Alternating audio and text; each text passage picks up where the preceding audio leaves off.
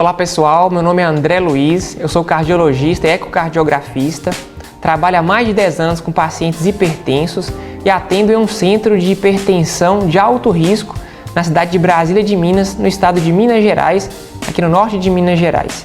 Vamos dar início ao nosso programa em treinamento de hipertensão arterial, enfocando no tratamento medicamentoso. Nosso programa chama Pressão 14.9. Vamos dar início ao módulo 1, onde vamos aprender sobre o diagnóstico, classificação, estratificação de risco e meta pressórica nos nossos pacientes hipertensos. Nosso curso será um programa interativo com casos clínicos reais, e aqui é um exemplo de uma paciente, Bruna, 23 anos, ela reclamava de transtorno de ansiedade, sedentária, a queixa principal era pressão não controlada e chega ao consultório na sua primeira aferição de pressão com a pressão em 220 por 90, frequência cardíaca 110, saturação 99, bulhas taquicárdicas, pulmões normais.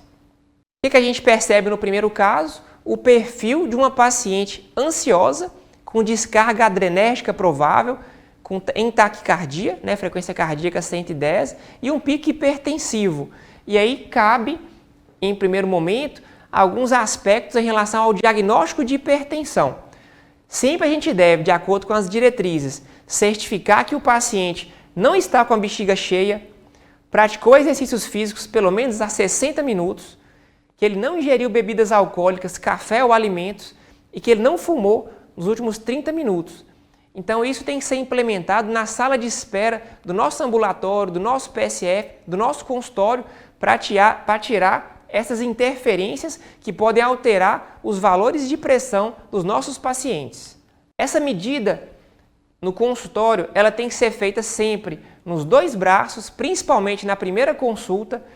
Tem que ser medidas subsequentes no braço com maior valor. Então, mede o braço direito, afere no braço esquerdo. Sempre pegar o maior valor como referência. Sempre duas medidas alternadas e, se necessário, para esse diagnóstico, vai ser necessário realizar o MAPA ou a MRPA. Em idosos, diabéticos, disautonômicos, em uso de medicações antihipertensivas, eu tenho que deixar esse paciente 1 minuto após estar em pé, fazendo a primeira aferição, e 3 minutos eu faço uma nova aferição. O diagnóstico de hipotensão ortostática ou hipotensão postural, ele vai ser quando ocorre a queda de até 20 milímetros de mercúrio na pressão sistólica ou 10 milímetros de mercúrio na pressão diastólica no 3º minuto. E o que isso indica? Indica um risco aumentado de mortalidade e eventos cardiovasculares. Como que eu faço na prática? No momento do exame físico, eu já faço a primeira aferição com o paciente deitado ou sentado, já peço o paciente para ficar em pé. Nesse primeiro minuto, eu inicio a ausculta cardíaca, posteriormente, faço a primeira aferição no primeiro minuto, prossigo o exame físico do paciente com ele em pé e confirmo o valor no 3º minuto, já dando para dar orientações em respeito à hipotensão ortostática. MAPA e monitorização residencial de pressão arterial. Quais são os valores que a gente avalia no MAPA? Seriam valores de período total maiores ou iguais a 130 por 80 no período total, na vigília maiores ou iguais a 135 por 85 e no sono maior ou igual a 120 por 70. Sempre que esses valores ocorrerem, o exame MAPA será anormal.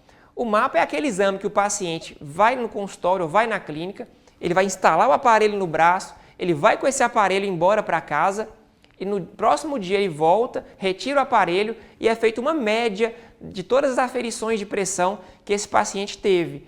E aí a gente consegue identificar uma média no período total, uma média no período da vigília e uma média no período do sono. A importância do MAPA é ela tirar o viés da pressão aferida no consultório, como foi o caso da Bruna, por exemplo, que a gente aferiu uma pressão no consultório muito elevada para uma paciente jovem. Então ela cairia na necessidade de realização do MAPA. Vou explicar um pouco para vocês aqui sobre a medida residencial da pressão arterial. Alguns pacientes, eles não têm condições de realizar o MAPA, ou por motivos de transporte ou motivos financeiros. Para esses pacientes, a alternativa que a diretriz enfoca muito, que também vai ser importante para medidas feitas em casa, seria a MRPA, a monitorização residencial da pressão arterial. A MRPA depende de um protocolo específico. Para esse protocolo, o primeiro passo seria o paciente utilizar de um aparelho calibrado, validado com selo de metro. Então, o importante é que esse paciente leve o aparelho que ele vai usar para o consultório, para você fazer essa avaliação se o aparelho realmente tem medidas que batem com as medidas que você vai aferir. O ideal é que você oriente o paciente a aferir a pressão no braço, que ela dê um valor mais alto, e são feitas anotações. Idealmente, esse MRPA ele vai ser realizado por 5 a 7 dias e vão ser feitas 3 medidas pela manhã antes do uso da medicação, com intervalo de 1 minuto entre elas no braço onde a pressão deu mais alta, e vão ser feitas também 3 medidas à noite antes do uso das medicações no braço que a pressão deu mais alta. Então o paciente vai anotar no papel, né? Dia 1, 3 medidas pela manhã, 3 medidas à noite, dia 2, dia 3, dia 4, dia 5, e vai depender do protocolo, se você vai fazer por 5 ou por 7 dias.